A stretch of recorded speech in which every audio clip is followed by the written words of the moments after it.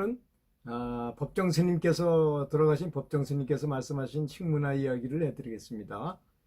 요즘 우리나라도 이제 아예 어른 할 것 없이 전통적인 식습관을 버리고 서양식 식문화를 모방하고 있잖아요. 특히 우리 손주들 보니까 손주 체격이 엄청나게 크고 뚱뚱한데 정말 패스트푸드를 너무 먹고 콜라를 늘 마시고 이렇게 사는 거 보고 참 안타까운 심정입니다. 근데 병원마다 환자들로 아주 초만을 일이고 있어요. 이 원인이 어디 있는지 한번 우리는 곰곰이 생각해 봐야 될 때라고 생각합니다. 정치하시는 분들이 이런 걸 좀 신경 써가지고 좀 계도 활동을 해야 된다고 저는 생각하거든요. 이제 먹어서 죽는 것은 이제 미국인들과 유럽인들뿐만이 아니라는 것입니다. 우리도 역시 이제 너무 기름지게 먹어서 죽을 수 있다는 것이죠. 무슨 관절염에다 골다공증에다가 이제 신기한 거는 우리는 고기를 먹으면 그것이 다 뼈로 가가지고 그 뼈를 튼튼하게 한다. 뭐 실험도 하고 뭐 여러 가지 했지만 실제로 가난한 후진국에는 골다공증이 없어요, 사람들이. 근데 미국이나 이런 육식을 주로 하는 민족에서는 걸어가다가 엉치뼈가 턱 부러져가지고 그게 살을 찔러 엄청난 괴로움이죠. 그리고는 결국은 뼈가 너무 약해서 뭐 이렇게 조치를 취한다 하더라도 얼마 못 살고 이런 현상이 일어나고 하더라고요. 그래서 이제 아까 리프킨이 쓴 이 책을 읽어보면 우리 인간이 얼마나 잔인하고 무자비한가를 같은 인간으로서 부끄러워하지 않을 수가 없다고 이렇게 썼어요. 어린 숫송아지가 이제 태어나자마자 거세를 하는 거죠. 즉 생식 능력을 잘라버리는 거죠. 아주 임신을 하지 못하게 하기 위해서.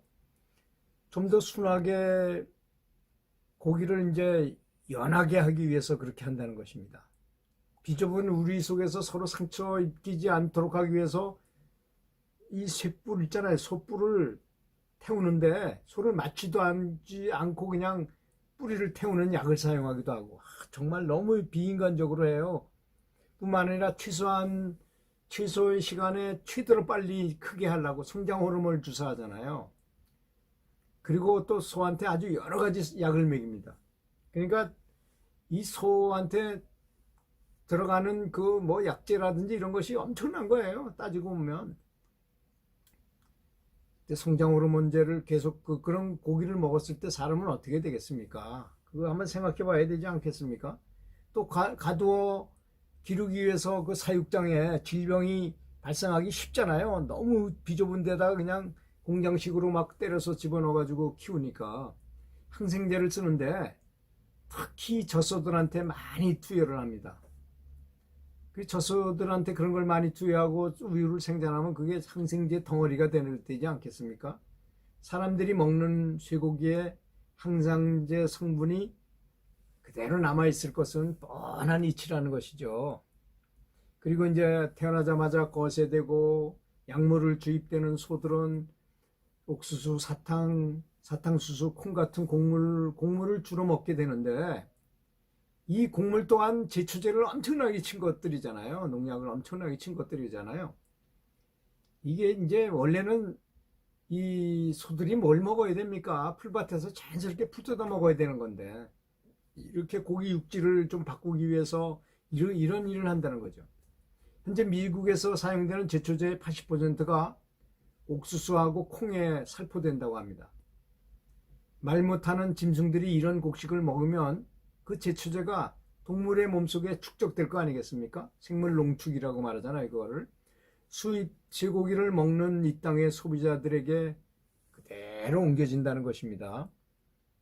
미국 학술원의 국립조사위원회에서 조사한 바에 따르면 제초제에 오염된 가축 중에서 소가 제1등이고 살충제 오염으로는 2위를 차지한다는 것입니다.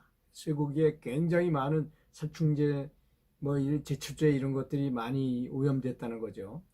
쇠고기에 남아있는 제초제하고 살충제로 인해서 발암 위험이 너무 높아지는 것은 두말할 필요도 없다는 것이죠. 리프킨의 이 쇠고기를 넘어서라는 책을 읽으면서 육식 위주의 요즘 우리 식생활이 얼마나 어리석고 위태로운 먹거리로 이루어져 있는가를 되돌아보게 하게 됩니다. 이 글은 일찍이 우리가 농경사회에서 익혀온 식생활이 더없이 이상적이고 합리적이었다는 사실을 일깨워주고 있습니다. 우리가 어릴 때는 뭐 동네에서 돼지 한 마리 잡아야 겨우 1년에 한두 번 고기 맛을 보고 그러지 않으면 다 거의 채식을 했지 않습니까? 그럴 때는 그런 병이 없었어요. 지금 없는 병이 엄청나게 많아지고 병원의 환자들은 넘쳐납니다. 우리는 그릇되게 먹어서 죽는 어리석음에서 벗어나야 되겠습니다. 그래서 제가 늘 말씀하지만 인터넷에다가 채식식당을 치시면 가까운 거리에 좋은 채식식당이 있습니다. 특히 뷔페 같은 데를 가면 채식 뷔페를 한 데를 가보면요.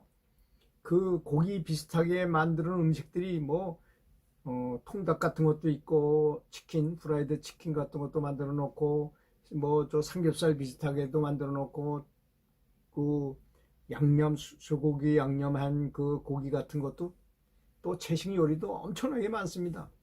이렇게 맛있고 영양 있는 꼭 이렇게 죄도 안 짓고 동물을 안 먹으니까 이런 건강에도 아주 유익한 음식이 많다는 걸 아시고 지금까지 제가 읽어드린 그 법정 스님의 말씀처럼 채식을 하는 것을 적극 권장드리겠습니다. 감사합니다.